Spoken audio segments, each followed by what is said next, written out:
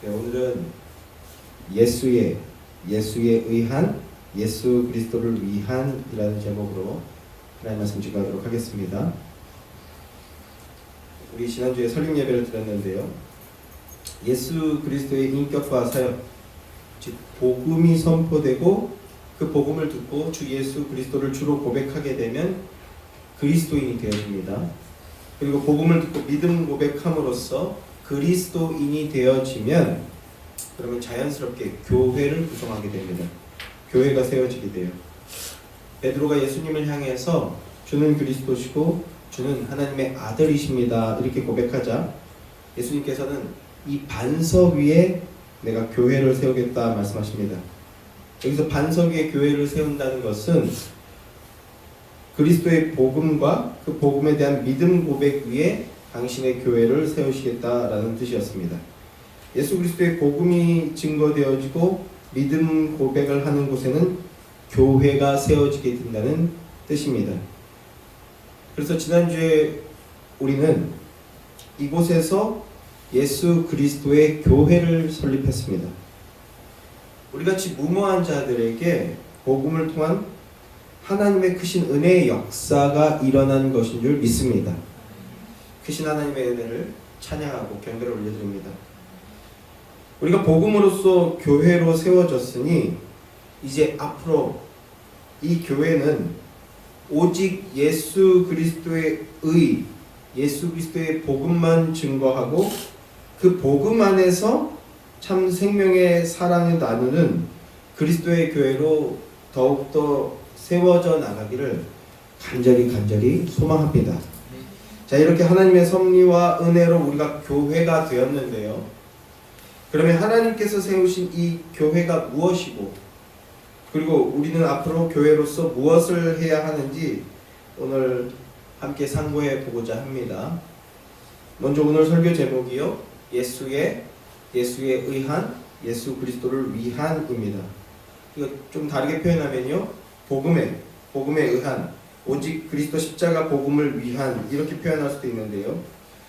자, 이 제목을 듣고 여러분 뭔가 떠올리셨을 것이라고 생각합니다. 뭘 떠올리셨습니까?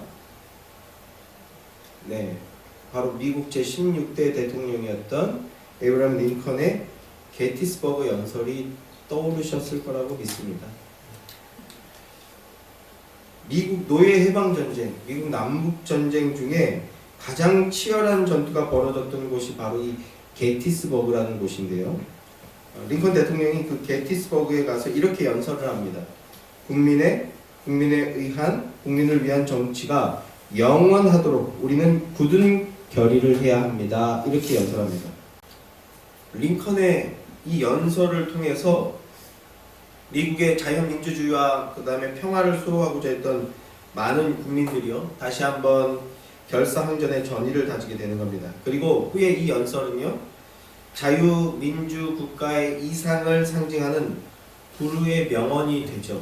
그래서 끊임없이 회자되게 되는데, 그런데 링컨의 이 국민에 의한, 국민을 위한 정치라는 이 말은요, 사실은 링컨이 개발해낸 말이 아니고요, 오리지널이 따로 있습니다. 오리지널이 어디냐 하면 14세기 영국의 종교개혁가였던 존 위클리프라는 분이 있어요. 이분이 성경을 자국어 영어로 번역하면서 그 번역한 성경의 서문에 사람에 의한, 사람을 위한 통치라는 문구를 썼는데 그 말을 링컨이 인용을 했던 겁니다. 존 위클리프가 성경을 자국어로 번역을 했는데 그가 사역하던 당시는요, 그 당시에는 라틴어로 된 성경밖에 없던 시절입니다. 예나 지금이나 라틴어는 아무나 읽을 수가 없어요. 왜냐하면 너무 어렵거든요. 극소수의 사람들만 볼 수 있는데, 그러니까 사람들이 성경을 읽을 수가 없는 거죠. 접하기도 어렵지만 접한다고 해도 라틴어로 되어 있으니까 읽을 수가 없는 상황이었어요. 성경을 읽지 못하니까 이 강단에서 성경과 아무 상관이 없는 엉뚱한 말을 해도 그게 맞았는지 틀렸는지 알아들을 수가 없는 거죠. 알질 못하는 거예요. 교회를 다닌다고 하는데 태어나면서부터 교회의 성도인데, 그래서 1생에 한 번 이상 교회를 가게 되는데 성경을 모르니까 우상 숭배를 하게 되는 거죠. 우상 숭배를 하고 엉터리 신앙을 갖게 되는 겁니다. 그래서 그런 모습들을 보면서 우리의 신앙은 말씀으로 돌아가야 된다. 성경으로 돌아가야 된다. 이런 생각을 한 거예요. 그래서 존 위클리프가 목숨을 걸고 자국어로 성경을 번역한 겁니다. 그리고 그 성경의 서문에 사람에 의한, 사람을 위한 통치 이렇게 써 놓았던 거죠. 그런데 사람에 의한, 사람을 위한 통치 이렇게 말하니까 혹자들은 사람 중심 신앙을 얘기하는 거구나, 인간 중심을 이야기하는 거구나 이렇게 오해를 하는 사람들이 있는데 그게 아니고요. 말씀 중심의 신앙이 되어야 한다라는 걸 말하는 건데 그 서문의 내용이 이렇습니다. 이 성경책은 통치를 위한 것이다. This Bible is for the government of the people, by the people, and for the people. 이렇게 말합니다. 말씀을 통해서 거듭난 사람들, 말씀을 통해서 거듭남으로 하나님의 도구된 자들이 나타나서 하나님의 통치와 다스림을 구현하는 세상, 은혜와 사랑의 통치가 이루어지는 세상을 꿈꾼 거죠. 말씀 안에 그 능력이 있는 겁니다. 존 위클리프도 하나님 말씀 안에는 그 능력이 있다는 걸 믿고 성경을 번역했던 거죠. 그리고 서문에 이런 내용을 썼던 겁니다. 생각해 보세요. 존 위클리프 14세기 사람인데 이 당시는 왕정시대였어요. 왕이 곧 법입니다. 특히나 14세기의 독특성은요, 로마 교황이 왕보다 더 높은 권위를 가지고 있었어요. 그래서 왕을 세우기도 하고 마음에 안 들면 내려앉히기도 하고 그런 시대였습니다. 이렇게 육신적인 황제가 통치하는 이 시대에 하나님의 사람이라는 단서가 달려있긴 하지만, 그러나 사람이 통치하고 백성을 위하는 통치를 하는 세상이 온다? 어마어마한 얘기를 한 거예요. 어마어마한. 당시로서는 굉장히 위험한 사상이었던 거죠. 그래서 결국 자연사하게 되지만 결국 교황에 의해서 부관 참시를 당하게 됩니다. 그리고 그 후에 나온 틴데일은 화형을 당하게 되죠. 성경을 번역하다가.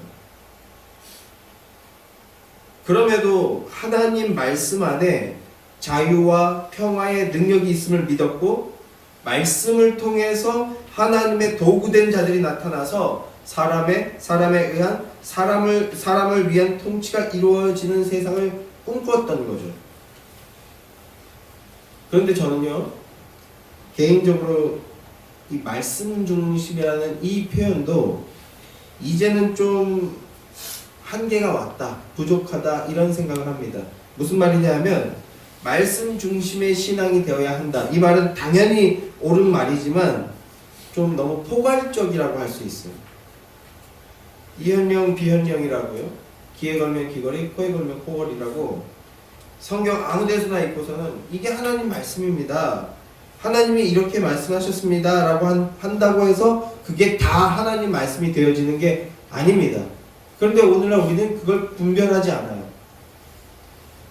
유도순 목사님의 표현을 빌려서 표현한다면요, 오늘날 많은 신학자와 목사들이 성경을 하나님의 말씀이 아닌 점들의 모양으로 보고 있다는 거죠. 점들의 모양. 이렇게 그래서 따닥따닥 다 파편을 내서 단편적으로 성경을 취급한다는 겁니다. 단편적으로 성경을 취급하다 보니까 정작 성경의 주된 목적에서는 벗어나게 되었다, 이렇게 말씀합니다. 성경을 파편을 내서 전달하니까 성경 말씀을 교양이나 철학이나 심리학이나 자기개발 혹은 세속적인 축복의 말씀으로 둔갑시켜 버린다는 거예요. 이렇게 둔갑시켜 버림으로써 정작 하나님께서 성경을 통해서 계시하려고 하신 본래의 목적, 예수 그리스도의 복음은 사라지게 되었다라는 겁니다. 말씀의 주인공이자 성경의 주인공, 그리고 성경의 핵심은 예수 그리스도와 십자가인데 이게 빠지게 됐다라는 거예요. 성경의 핵심이 뭡니까? 성경을 어떻게 보아야 하는가의 문제인데 두 가지라고 말씀을 드렸습니다. 첫째는 예수님이 누구신가, 그리고 또 하나는 예수님이 왜 오셨는가. 이걸 다르게 표현해서 그리스도의 인격과 사역이라고 한다고 말씀을 드렸잖아요.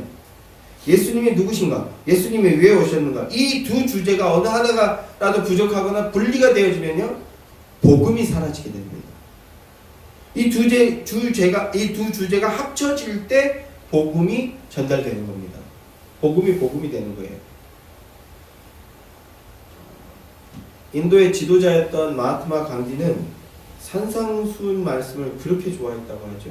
그는 그리스도인이 아니었어요. 그런데 산상수훈의 말씀이 황금률이라고 생각하고 지도자로서 너무나 중요한 말씀이라고 생각했대요. 그래서 그가 매일 아침마다 산상수훈을 읽었다 하는 이 말이 무슨 전가의 보도처럼 목사들도 끊임없이 이 말을 하는데, 그저 예수님을 윤리도덕의 좋은 스승으로 여기며 그분의 가르침을 읽고 배워서 나도 예수님처럼 좋은 사람이 되겠다 하는 이런 마음가짐 안에는요, 구원이 없습니다. 그렇게는요, 구원을 얻을 수가 없어요. 산상수훈을 가르치거나 오병이어를 행하시거나 죽은 나사로를 살려주신 그 예수만으로는요, 구원이 없습니다. 예수에 대해서 말했지만 그 예수만 말해서는요, 구원이 없어요. 왜냐하면 죄의 싹은 사망이잖아요. 한 알의 밀이 땅에 떨어져 죽지 아니하면 한 알의 밀이 그대로 있은 채 되기 때문이라는 겁니다. 십자가도 마찬가지입니다. 십자가 자체에는 구원이 없어요. 왜냐하면 십자가는요, 그저 죄인을 처형하는 사형 형틀일 뿐입니다. 그런데 그 형틀에 죄가 없으신 분이, 죄 없으신 우리 주 예수 그리스도께서 우리 죄를 대신해서 우리의 죄를 깨끗게 하시기 위해서 죽으셨기 때문에 십자가가 우리에게 중요한 의미를 가지게 되는 거예요. 이 두 개가 합쳐져야 되는 겁니다. 복음이란 하나님이 사람의 몸을 입고 오셔서 우리의 범죄 때문에 대신 내어줌이 되셨고, 또한 우리를 의롭다 하시기 위해서 살아나셨다는 것입니다. 이게 복음입니다. 구원함의 능력은, 새롭게 함의 능력은, 더욱 새로워져서 더욱 거룩해지게 되는 능력은 이 복음 안에만 있습니다. 복음에 이 능력이 있어요. 그래서 다메섹 도상에서 예수 그리스도를 만나고 회심하게 된 사도 바울도요, 오늘날 우리처럼 예수만 전하지 않았어요. 예수만 전하지 않고 정확하게 복음을 전달했습니다. 자, 고린도전서 1장 22절 23절 말씀 한번 보겠습니다. 자, 고린도전서 1장 22절 23절 말씀입니다. 함께 읽겠습니다. 시작. 유대인은 표적을 구하고 헬라인은 지혜를 찾으나 우리는 십자가에 못 박히신 그리스도를 전하니 유대인에게는 거리끼는 것이요 이방인에게는 미련한 것이로다. 사도 바울도 우리는 뭘 전달하고 있다고요? 십자가에 못 박히신 그리스도를 전한다라고 얘기하고 있습니다. 이전에 그가 유대교인이었을 때는요, 제사를 말하고 행위를 말하고 율법 준수를 말했을 것입니다. 그런데 회심하고 나니 무엇 한다고요? 십자가에 못 박히신 그리스도만 전한다고 합니다. 사도 바울과 초대교회 증인들은 이렇게 십자가에 못 박히신 그리스도만 증거했습니다. 2장 1절 2절 말씀도 한번 볼까요? 2장 1절 2절 말씀. 2장 1절 2절 말씀 함께요. 시작. 형제들아, 내가 너희 중에 나아가 하나님의 증거를 전할 때 말과 지혜의 아름다운 것으로 하지 아니하였나니 내가 너희 중에서 예수 그리스도와 그가 십자가에 못 박히신 것 외에는 아무것도 알지 아니하기로 작정하였습니다. 예수 그리스도와 십자가에 못 박히신 것 말고는 아무것도 알지 않겠다, 이렇게 증언하고 있죠. 오직 예수 그리스도와 십자가만을 증언했다는 겁니다. 복음 증거했다라는 겁니다. 복음 증거. 말씀 중심이라는 것은 이 그리스도와 십자가, 이게 복음이잖아요. 이 복음 증거하는 것이어야 한다라는 겁니다.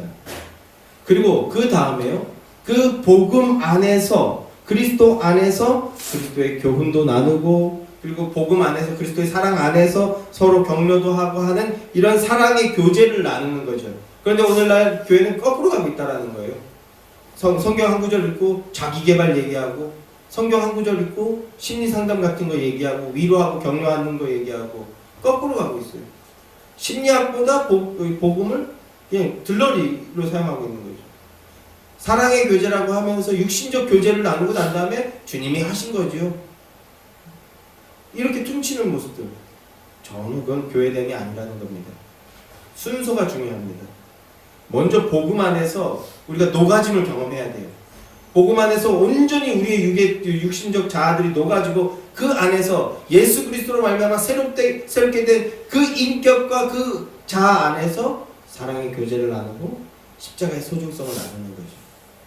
그래서 뭐 교제 프로그램도 하고 해야 된다 이런 겁니다. 교회란 그러니까 그리스도의 십자가 복음 위에 세워지는 것이고, 교회란 그리스도의 복음을 증거하는 곳이어야 하고, 복음 안에서 복음적 사랑을 나누는 곳이어야 한다라는 말입니다. 처음으로 다시 한번 돌아가면요, 말씀 중심, 그리고 말씀의 사람을 통해서 역사하시는 하나님 역사를 천명하는 그 사람에 의한 사람을 위한 통치라는 이 말을 저는 오늘 조금 각색해서 제목으로 달았어요. 어떻게 달았습니까? 예수에 의한, 예수 그리스도를 위한이라고 명명했습니다. 그러니까 하나님 말씀인 성경은요, 사람을 위한 책이 아니고요, 예수에 의한, 예수 그리스도를 위한 책이고요. 그리고 교회도 마찬가지입니다.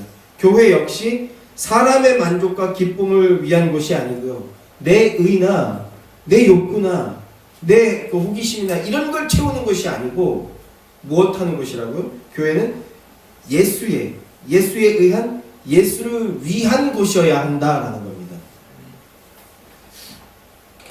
예수의 교회라고 지었는데 어떻게 저렇게 지었는지 정말 기가 막히게 짓지 않았습니까? 제가 지어놓고도 깜짝깜짝 놀래요. 하나님 저한테 너무 큰 걸 그게 우리를 올가매시는 거죠. 그렇게 우리를 올가매서 붙들어 두는 게 하나님의 사랑인데요.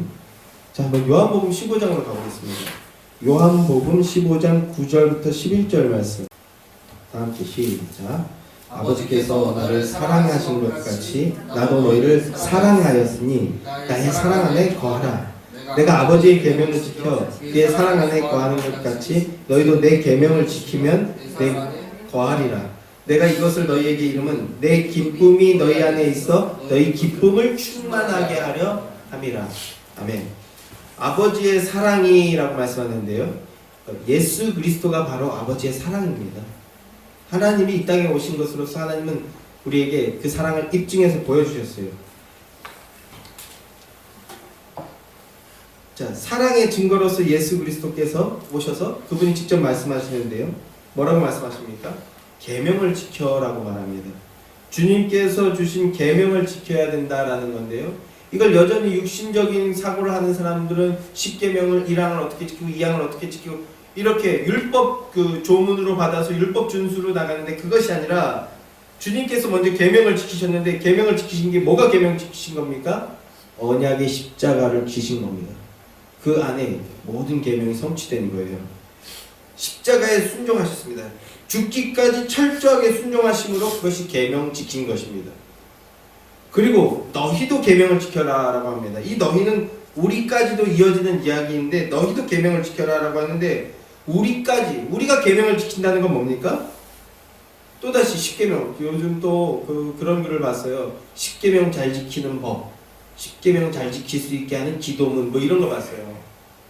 무려 장로교회 목사가 그런 얘기를 하더라고요. 율법 조항에 육신적인 인식 체계로 하나님 말씀 앞에 나아가면 결국은 이런 엉터리 같은 소리를 하게 되는데, 우리도 계명을 지켜야만 합니다. 근데 우리가 계명 지키는 게 뭐가 계명 지키는 거라고요? 그리스도의 십자가가 나를 향한 것이었다, 나를 향한 하나님의 사랑이었음을 믿고 고백하는 것, 이게 계명 지키는 겁니다. 이 계명 지킴이 있는 자는 이제 그 계명을 나의 생활의 규칙으로 여겨서 점점 더 그걸 지키기 위해, 준수하기 위해 그 길로 나아가게 되는 거죠. 이것도 반대로 가면 안 돼. 순서가 어겨지면 안 돼요. 10계명들을 열심히 지킴으로써 계명 준수로 거룩해지는 게 아니라, 거룩해 되었기 때문에 거룩해 된 자는, 믿음으로 계명을 지키게 된 자는 이제 10계명을 준수하는 그 모습으로 가게 된다는 거예요. 그리스도를 내 구주로 믿고 고백하는 것이 계명을 지키는 겁니다. 이렇게 믿음 고백함으로 참된 믿음 안에 있는 성도는 무엇을 하게 된다고 말씀하고 있어요? 주님께서 기쁨을 누리게 된다라고 말합니다. 세상의 것으로는 알 수도 줄 수도 없는 그 기쁨을 계명 지키는 자들은 맛보고 누리게 된다라는 겁니다. 어떤 기쁨입니까? 그리스도의 사랑으로 말미암는 기쁨입니다. 이게 다 녹아내리는 거예요. 다 녹아내리는 거예요. 제가 전에도 한번 말씀드렸는데 부부싸움은 칼로 물베기라고 합니다. 근데 오래 사시는 분들 보면 칼로 물베는 게 아니라 실제 칼부림하는 일들도 벌어지죠. 왜요? 오래 살았기 때문입니까? 그렇지 않습니다. 사랑함의 힘이 떨어졌기 때문이에요. 무슨 말입니까? 그럼 오래 살면 이제 칼로 물베니까 칼 조심하십시오 이런 뜻이 아니라 사랑함이 그 문제가 있으니까 그 당시에는 그게 격렬한 문제라고 여겼기 때문에 막 서로 언쟁도 하고 다투게 하게 되는 건데 결국 그게 왜 싸웠지 하면서 녹아지게 된다는 거예요. 왜 그래요? 그 분노보다 사랑이 더 크기 때문이에요. 그리스도인을 녹여내는 사랑이 어떤 사랑입니까? 십자가를 지신 사랑입니다. 그 사랑이 우리 마음 안에 들어오면 다 녹아버립니다. 다 녹아내리는 게 은혜입니다. 그렇게 다 녹아내린 사람은요, 좀 속이 없는 사람처럼 보이기도 하는 거죠. 그래서 제가 가끔 속이 없는 사람처럼 행동을 하면 저 사람은 속이 없는 사람이구나 이렇게 여기시는데 인간의 사랑으로 흉내내니까 그렇게 되는 것 같아요. 근데 뭘 말씀드리고자 하는 거죠? 녹아내리면 이게 참 기쁨이라는 거예요. 그래서 내 고집, 습속이라고 하거든요. 이 습속들, 이걸 자꾸 갱신하게 되는 거예요. 뜯어고치게 되는 거예요. 주님의 말씀이라는 거울 앞에 서서. 그 녹아내림이 그리스도의 사랑인데 그것 때문에 녹아내려도 기쁘다는 겁니다. 녹아내려도 기쁘다는 거예요. 사랑 앞에 녹아내리는 게 은혜고 기쁨이라는 겁니다. 그러면 그 기쁨 안에 있는 자는 주의 계명과 명령들을 순종하는 그 모습으로 나아가게 된다는 겁니다. 그것이 바로 그리스도인의 능력, 그리스도인의 권세입니다. 자, 오늘 설교 제목이 예수에 의한 예수 그리스도를 위한이라고 말씀을 드렸는데요. 이 말은 우리가 하나님의 통치를 기쁨으로 받으며 이 땅에서 하나님의 통치를 구현해 나가는 성도요 교회가 되겠다는 예수의 교회의 믿음 선언이라고 할 수 있습니다. 그러면 오늘은 첫째 시간으로서 그 예수에 의한 예수 그리스도를 위한 이 말의 의미들을 한번 분석해보고 함께 상고해보도록 하겠습니다. 교회란 예수님의 것이고요. 교회는 예수 그리스도에 의해 세워진 모임이며 교회는 예수 그리스도에 의해 세워진 모임인 것을 믿으며 고백하고 그래서 오직 예수 그리스도를 위한 삶을 살아드리기를 소원하고 결단하는 그렇게 섬기며 사역해 나가는 곳을 교회라고 하는 겁니다. 자, 그러면 먼저 예수의라고 해야 돼요. 그래서 예수의라고 할 때는 디카이오스네 그리스도의 의를 얘기하는 건데 조사로서 표현할 때는요 예수의라는 그 딕션을 써야 됩니다. 예전에 이거 가지고 질문하시는 분이 있었어요. 예수의라고 해야 되냐, 예수의라고 해야 되냐. 예, 그 두 개 다 편하게 쓰시지만 그 두 가지 의미가 다 들어있다는 겁니다. 자, 예수의라는 말의 의미를 한번 상고해 보겠습니다. 그래서 예수의라는 것은요, 교회는 예수님 것이라는 뜻입니다. 예수의 교회가 설립되고 사역하는 첫 번째 목적이 이겁니다. 사람의 것이 아니고 하나님의 것이라는 걸. 이걸 믿고 증언하겠다는 건데요. 자, 오늘 본문 말씀입니다. 다시 한번 읽을까요? 골로새서 1장 18절 말씀입니다. 다 함께 시작. 그는 몸인 교회의 머리시라. 그가 근본이시오. 죽은 자들 가운데서 먼저 나신 이시니 이는 친히 만물의 으뜸이 되려 하심이요. 그는 그리스도죠. 그리스도가 교회의 머리시고 교회의 근본이시고 만물의 으뜸이시다라고 말씀합니다. 그리고 교회는 그의 몸, 예수 그리스도의 몸이라고 말하죠. 오늘날은 근데 오늘날 한국 교회의 모습은요, 몸이 머리를 집어삼키려는 이런 형국이라는 겁니다. 예수님의 몸인 교회란 그리스도가 머리이심을 믿고 고백하는 것이어야 합니다. 끊임없이 고백해야 되는 거예요. 그런데 이게요, 그래서 지난주에 설립 예배 때 설교해 주신 목사님께서도 이 말을 또 하고 우리도 수시로 이 말들을 고백하고 있는데, 그래서 교회의 주인은 예수 그리스도십니다 이렇게 우리가 무시로 말을 하는데, 말하는 건 쉽습니다. 그나마 이 말도 안 하는 교회가 너무 많은 것이 문제지만, 그런데 이 말하는 건요 쉬워요. 말하는 건 쉽습니다. 말하는 건 쉬우나, 그러나 이것이 실행되게 하는 것이 어려우니까 오늘날 많은 교회들이 그 모양 고꼴이 되는 것일 겁니다. 그러기 위해서는 무엇을 해야 되는가? 예수 그리스도가 주인 되시는 교회가 되기 위해서는 무엇을 해야 되는가? 두 가지인데요. 첫째는 복음에 확고해야 됩니다. 복음에 확고해야 돼요. 교회가 변질되는 이유는요, 사실은 깊게 뚫고 들어가 보면 딱 하나입니다. 하나밖에 없어요. 뭐냐면 복음이 없거나 복음에서 이탈되었기 때문입니다. 스스로 머리가 되고자 하는 그 죄성, 자신의 지식과 지혜와 경험을 이걸 힘삼고 그걸 따를 때, 그런 상태가 되면요 제일 먼저 복음부터 치우게 됩니다. 복음이 제일 걸리적거리는 것이 됩니다. 그러나 교회가 교회되기 위해서는요, 이 복음을 확실하게 붙들고 이 복음 앞에 확고해져야 된다는 거예요. 그리스도가 머리시다라는 것은 대표성의 의미를 갖는 겁니다. 대표성. 사무엘상 17장 8절 9절 말씀을 보면 제가 읽어드릴게요. 그가 골리앗인데요, 그가 서서 이스라엘 군대를 향하여 외쳐 이르되 너희가 어찌하여 나와서 전열을 벌였느냐? 나는 블레셋 사람이 아니며 너희는 사울의 신복이 아니냐? 너희는 한 사람을 택하여 내게로 내려보내라. 그가 나와 싸워서 나를 죽이면 우리가 너희 종이 되겠고, 만일 내가 이겨 그를 죽이면 너희가 우리의 종이 되어 우리를 삼킬 것이니라. 이렇게 말씀하고 있습니다. 이 고대 전쟁의 한 장면이기도 하고요. 그리고 다윗과 골리앗이 전투를 벌이기 직전의 장면이기도 하죠. 블레셋, 그 하나님의 나라의 대표인, 교회의 예표인 이스라엘의 당시 가장 막강한 적은 블레셋이었어요. 이 블레셋 진영의 대표로 골리앗이 나와서 하나님의 군대인 이스라엘을 향해서 모욕하고 조롱하는 거죠. 아무도 못 나오냐? 이 겁쟁이들아? 이런 식으로요. 이스라엘 진영을 향해서 나와 같은 대표자 하나를 보내서 나와 싸우게 하라. 자신과 싸울 대표자들을 내보내라고 소리를 지릅니다. 그런데 이스라엘 진영에서는 아무도 등장을 하지 못하고 있는 거죠. 왜 그렇습니까? 눈으로 보니, 눈으로 안 보고 느낌으로만 봐도 알 수 있을 것 같아요. 골리앗이 어떻습니까? 오늘날로 치면 한 2m 70에서 2m 90 정도 된다고 하잖아요. 엄청 거대합니다. 골리앗을 보니 너무 거대하고 너무 막강해 보이는 거예요. 그러니 그 모습에 눈으로 범죄한다고 그 모습을 보고 두려움에 빠져서 아무도 나서질 못하고 있는 거죠. 사실은 사울이 나섰어야 됩니다. 이 당시의 왕이었던 사울은 이거 대표하는 자 되라고, 하나님의 군대를 대표하는 자가 되라고 세움을 받은 자거든요.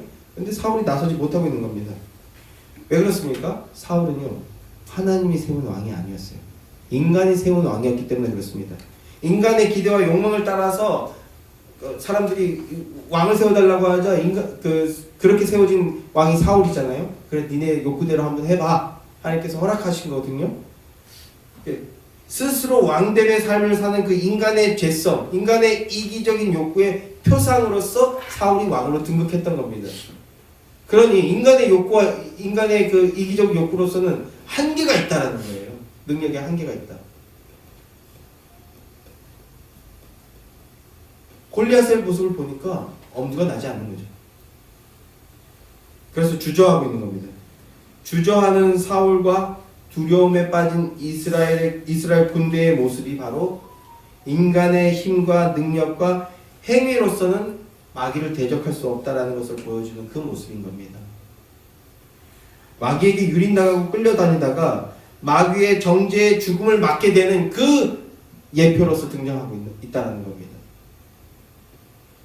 자, 이렇게 모두 다 벌벌 두려워서 떨고 있는 이때에 누가 등장합니까?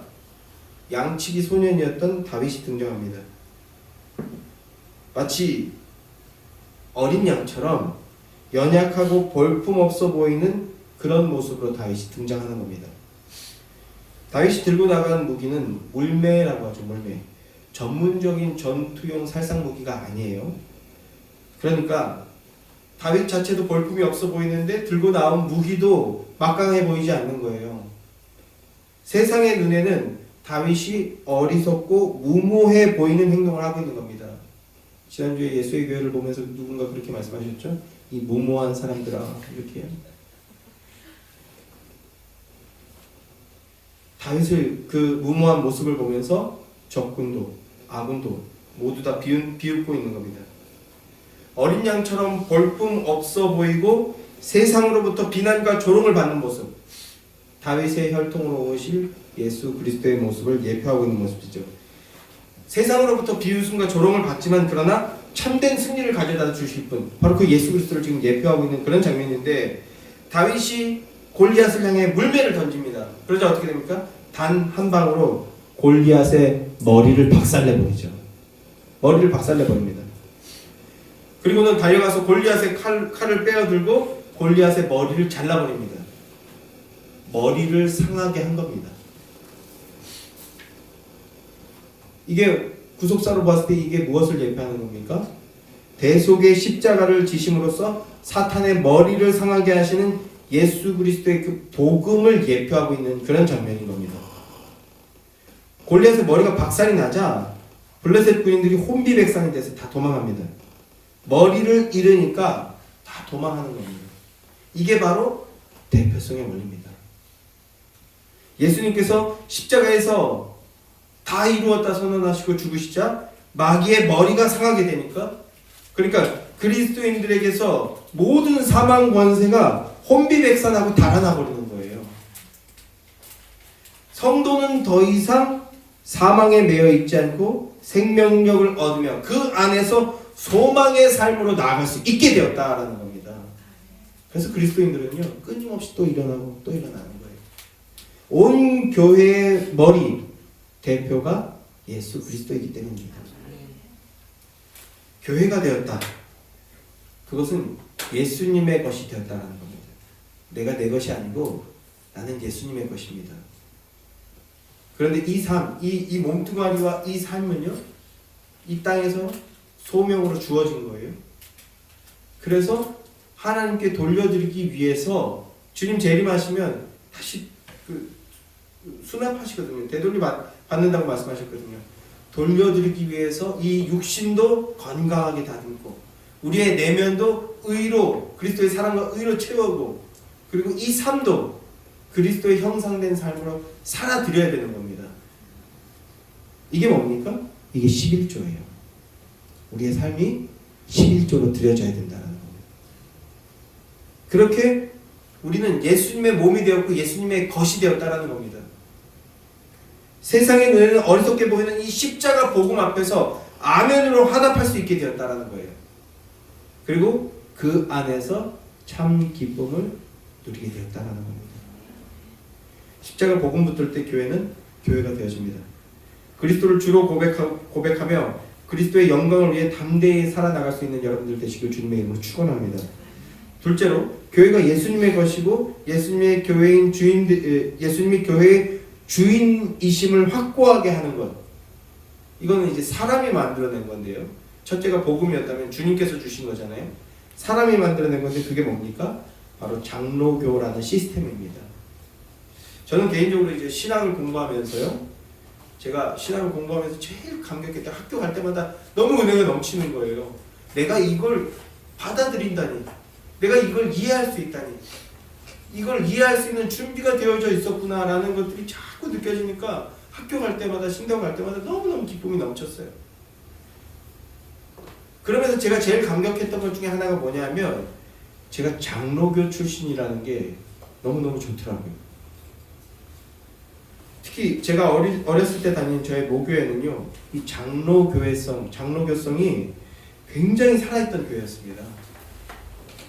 목양 기도라고 하거든요, 대표 기도를. 지금 저희 대표 기도 하시는 분들도 너무 잘 기도해 주시고 있어서 제가 너무 감사한데요.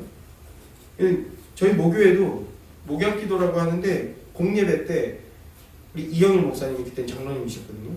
이영일 목사님뿐만 아니라 장로님들이 여기 나와서 원고 없이 그때는 그랬어요. 한 5분, 10분. 그 전에는 한 30분도 기도하고 그랬는데 점점 줄어드는 거죠. 저 어렸을 때는 한 5분에서 10분 정도 하신 것 같아요. 근데 막 원고도 없이 올라와서 막 불을 뿜는 거죠. 막 장로님들이. 어려서 말은 다 이해하지 못했지만 이 강단에서 그리스도의 사랑 안에서 불이 뿜어져 나온다는 건 느낄 수 있는 거예요. 느낄 수 있는 거예요. 그렇게 기도하시고 뜨겁게 기도하시고 그리고 철야 예배 때 기도하시면 장로님들이 앞장서서 막 주여 막 부르시고 기도하시고 그런 모습을 보면서 자랐습니다. 그리고 또 저희 모교회는 제가 이제 교회 본무에 대한 강론을 할 때마다 드리는 맨날 반복하는 내용이 있는데 저희 모교회는요 그 권징이 사랑으로 시행되는 권징이 살아 있었어요. 그러니까 혼내고 찍어 누르고 잘라내려고 하는 권징이 아니라 살리려고 하나 되려고 하는 게 권징이거든요. 이 권징이 살아 있었어요.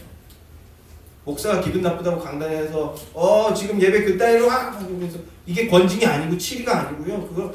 그런 거는 그 객기지. 목사가 반성해야 돼.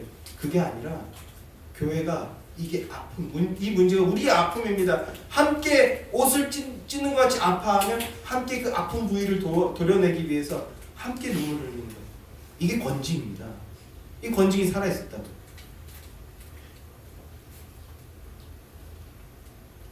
이 오직 그리스도만 드러내고자 하는 그 열망이 담겨있는 시스템이 바로 장로교입니다. 복음 안에서 서로를 이끌고 서로 하나로 지어져 가는 것. 이런 가르치는 장로와 다스리는 장로들의 모범을 제가 비록 어렸지만 맛을 보았어요.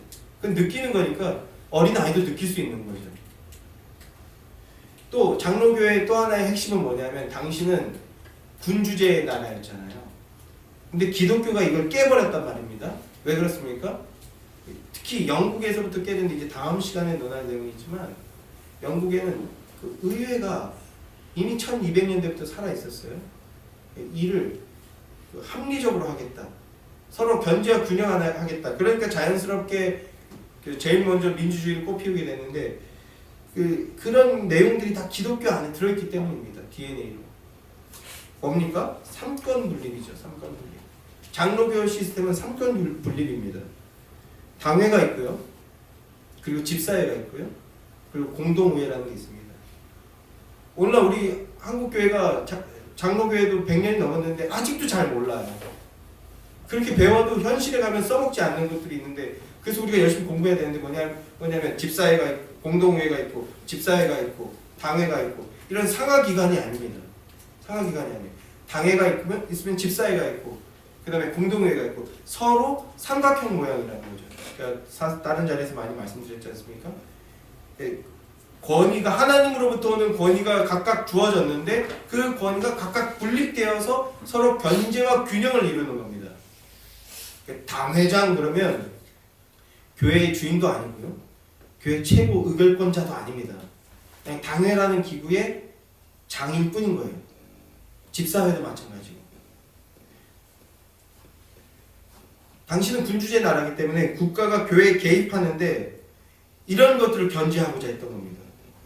교회가 왕이 교회에 개입하면 교리를 바꿔버리는 거예요. 왕의 입맞게. 그럴 수 없다. 복음은 하나님의 말씀인데 반대로 복음이 왕을 변화시켜야지. 나라를 변화시켜야지. 그래서 장로교라는 것은 시스템으로서 장로교라는 것은요. 국가의 개입이나 혹은 어떤 누군가의 카리스마에 의해서 좌지우지되는 것이 아니라 그리스도의 사랑으로서 서로 함께 지어져 가는 거예요.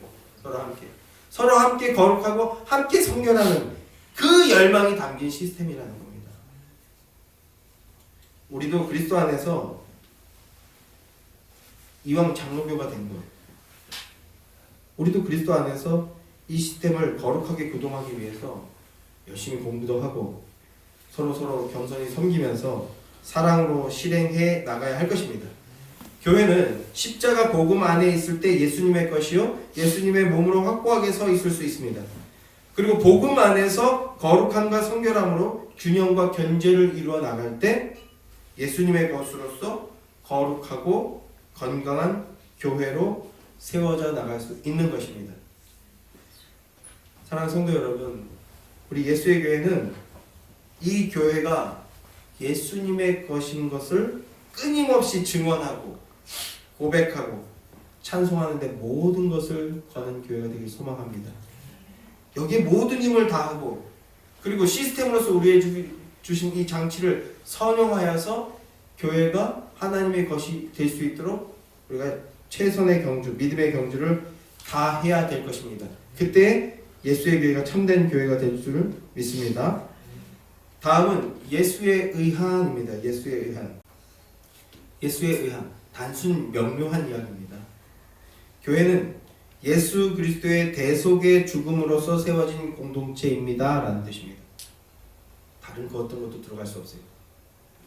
예수님이 이루신 십자가 의로서 우리를 구원하셨습니다. 이 예수님의 의를 복음이라고 하는 건데요. 복음으로서 세워진 공동체가 바로 교회라는 겁니다. 그런데 인간의 죄성은요, 끊임없이 이것들을 분리하려고 해요. 다듬은 돌로 쌓지 말라고 했는데 계속해서 다듬어내려고 하는 겁니다. 십자가의 죽으심은 인간의 죄의 문제를 해결하는 것일 뿐이고 그리스도인이 의인이 되기 위해서는 거룩한 율법의 준수가 필요하다. 이런 식으로 복음을 나누려고 합니다. 이게 뭡니까? 제가 많이 말씀드렸던 능동순종, 수동순종 교리입니다. 십자가를 분립시키려고 하는 거죠. 이것은요, 복음의 길에서 이탈되게 하는 마귀 역사입니다. 그럴 수 없어요. 우리의 구원은 오직 예수 그리스도의 대속의 죽음에 의해서 일어난 것입니다. 다른 이유는 있을 수가 없어요. 인간의 행위, 구원에 있어서 아무 필요가 없습니다. 아무 소용이 없어요. 오직 십자가를 믿고 고백하는 믿음으로만 의롭다함을 받습니다. 사랑하는 성도 여러분, 교회는 오직 예수 그리스도에 의해서 의인이 되고 주의 자녀가 되고 교회가 되었다는 것에 확고부동한 여러분이 되시길 소망합니다. 마지막으로 교회는 예수 그리스도를 위한 곳이어야 합니다. 교회는 의인들의 모임이 아니에요. 교회는 의인들의 모임이 아니고 예수님만이 의이십니다라는 걸 믿고 고백하고 증언하는 자들의 모임입니다. 인간의 의가 아니고 예수님의 의를 증언하는 곳이 바로 교회라고요.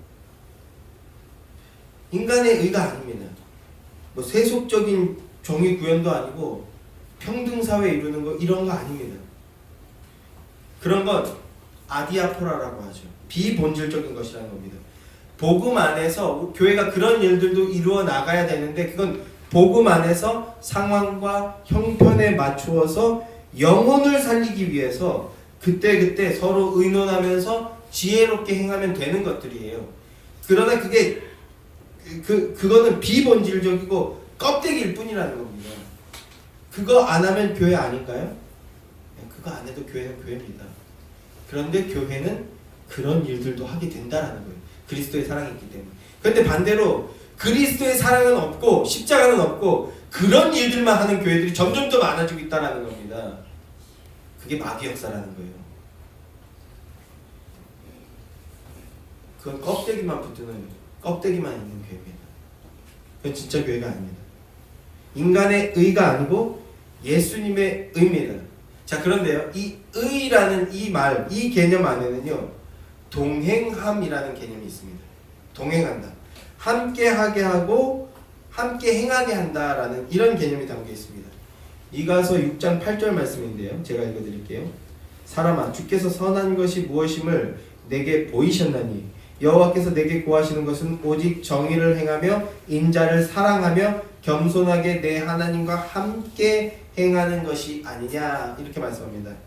여호와께서 구하시는 것이 무엇인가? 여호와께서 구하시는 것은 정의를 행하며 인자를 사랑하는 것이다 라고 말씀합니다.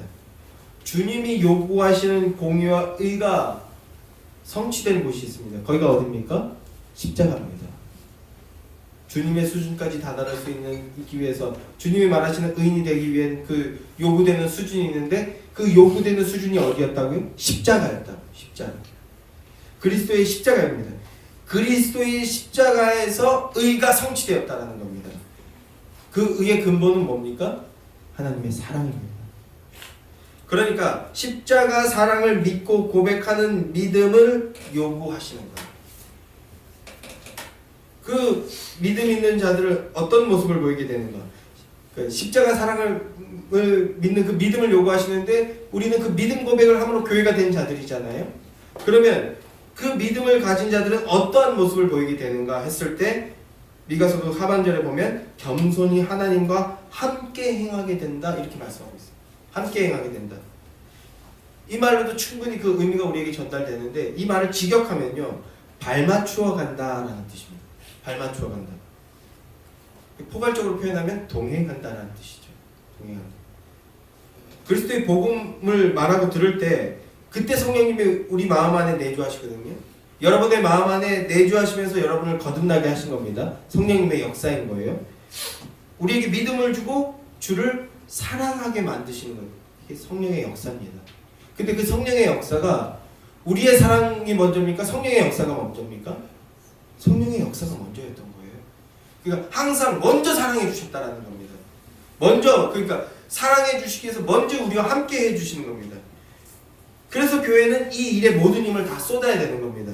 성령님께서 우리 마음에 들어오시고 믿음 고백함으로 우리와 함께 하시기를 간구하는 것, 이거에 힘을 쏟아야 되는 거예요. 그러면 성령님께서 우리를 거듭나게 하셨을 뿐만 아니라 날마다 우리를 변화시키십니다. 업그레이드 시켜주셔요. 그걸 뭐라고 합니까? 성화라고 하잖아요. 자, 지금 의라는 건 동행함이 있다라는 개념인데 먼저 성령님께서 우리 안에 함께 해주신다는 겁니다. 자, 우리가 구원함을 얻기 이전에는 거듭남으로써 하나님의 자녀되었다는 이 믿음 고백이 있기 이전에는 하나님께서 우리와 함께 하시는데 하나님께서 우리 마음에 생각을 주시는 거예요. 오른쪽으로 가라, 오른쪽으로 가라. 그런데 그 말이 들렸다고 해도 우리 육신적인 자, 거듭나기 이전에 우리의 육신적인 자는요 굳이 오른쪽으로 가야 돼 그러면. 근데 하나님이 오른쪽으로 가라고 하네? 그치, 왼쪽으로 가야지. 이게 우리의 모습이에요. 그러면 하나님께서 어떻게 하십니까? 이씨, 그냥 뭐 하나 하면 똑바로 하지 뭐 이렇게 하시는 게 아니고 오른쪽으로 가라, 오른쪽으로 가라고 했는데 왼쪽으로 가야지. 그러면 하나님도 왼쪽으로 가신다. 어디로 가는 거예요? 우리와 함께 가신다는 겁니다. 우리를 따라가 주시는 거예요. 따라다니면서 우리 마음 가운데 계속 사랑을 부어주시는 겁니다. 그 사랑이 가득 찼을 때 이 길이 아닙니다. 주의 사랑을 따르는 게 올바른 길로 가는 거구나. 스스로 깨닫고 고백하게 만들어주시는 거죠. 그때까지 인내하시는 게 하나님의 사랑이시라는 건데요. 그 사랑이 우리 안에 가득 차서 우리가 이제 믿음 고백을 하게 되는 거죠. 믿음 고백을 함으로써 거듭나게 된 자들은요, 하나님께서 오른쪽으로 가라고 하시면 어떻게 합니까? 오른쪽으로 가는 겁니다. 가라고 하면 가고 멈추라고 하면 멈추게 되는 겁니다. 이게 뭡니까? 이게 자기 부인입니다. 그리고 이게 바로 의입니다. 의. 하나님이 함께 하심으로 하나님을 따라가는 것, 기뻐하며 가는 것. 이게 의라고요. 그래서 이 의가 들어온 자는요, 어떤 현상이 벌어집니까? 마음과 말을 바꾸게 돼요. 마음과 말을 바꾸게 됩니다. 먼저 내 마음을 갱신하는 거예요. 저도 뭐 대부분 이게 남자들한테 많이 적용되는데 뚱 하고 있죠. 싫어. 그러면 상대방이 마음이 어려워지는 거예요. 리스크할 때 그걸 몰랐어요. 제가 농담처럼 많이 말하는 말이 제가 급하게 먹고 빨리 배가 차는 스타일이거든요. 그래서 연애 초반에 좋은 뷔페를 갔어요. 폭풍 음입을 한 거죠. 여기 맛있다 하고 혼자 한 그릇을 뚝딱 비웠더니 배가 불렀어요. 그래서 뭐라고 했을까요? 가자.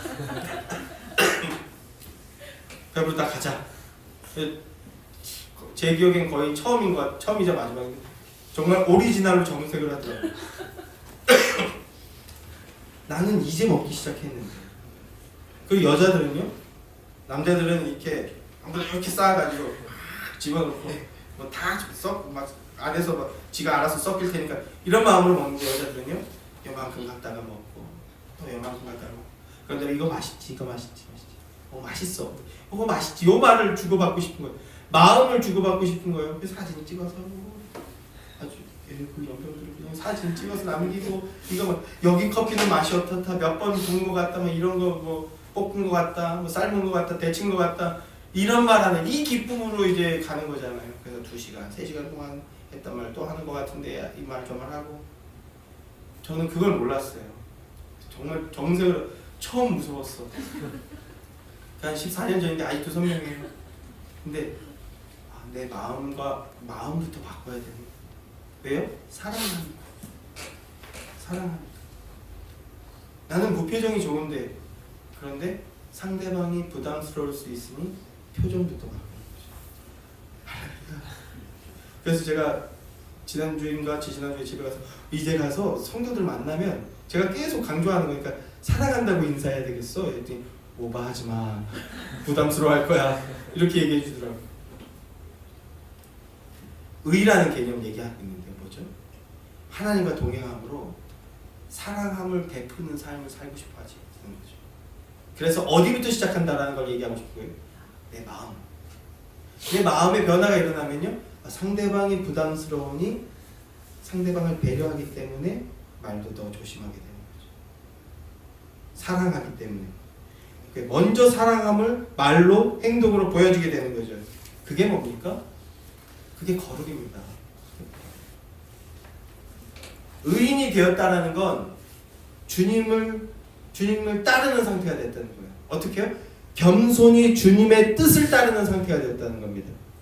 복음과 동행하며 예수 그리스도를 위하는 것만 추구하는 상태가 되었다라는 게 의인입니다.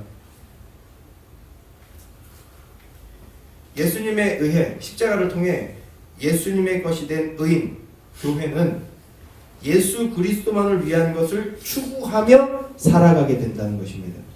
그것이 바로 저와 여러분의 모습인 줄 믿습니다.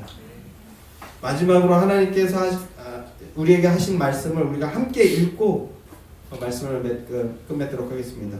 마태복음 6장 25절부터 33절까지 말씀. 이 말씀 함께 천천히 곱씹으면서 예수 그리스도를 위한 것이 무엇인지, 의가 무엇인지 함께 천천히 곱씹는 마음으로 함께 읽도록 하겠습니다. 마태복음 6장 25절부터 33절까지 다 함께 시작. 그러므로 내가 너희에게 이르노니 목숨을 위하여 무엇을 먹을까, 무엇을 마실까, 몸을 위하여 무엇을 입을까 염려하지 말라. 목숨이 짐승보다 중하지 아니하며 몸이 의복보다 중하지 아니하냐. 공중의 새를 보라. 심지도 않고 거두지도 않고 창고에 모아들이지도 아니하되 너희 하늘 아버지께서 기르시나니 너희는 이것들보다 귀하지 아니하냐. 너희 중에 누가 염려함으로 그 키를 한 자라도 더할 수 있겠느냐. 또 너희가 어찌 의복을 위하여 염려하느냐. 들의 백합화가 어떻게 자라는가 생각하여 보라. 수고도 아니하고 길쌈도 아니하느니라.